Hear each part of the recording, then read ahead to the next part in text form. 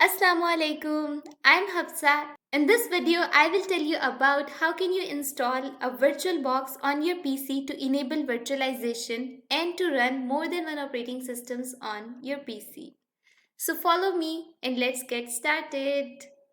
So first step is to open your browser and write VirtualBox in the search bar. Okay?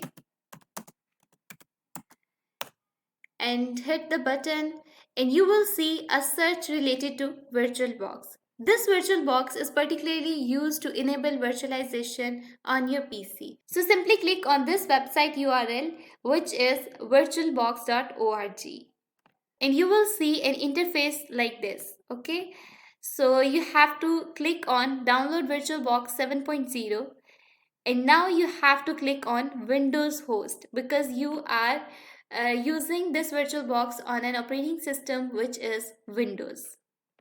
So after clicking, your VirtualBox starts downloading. It will take 4 minutes to download. This is the VirtualBox version 7.0.2. Okay. So when the downloading completes, you have to open the VirtualBox to install it on your computer. So you have to click on next button and then next, and then for proceed with installation now, click on yes. Okay. So ready to install? Yes, install.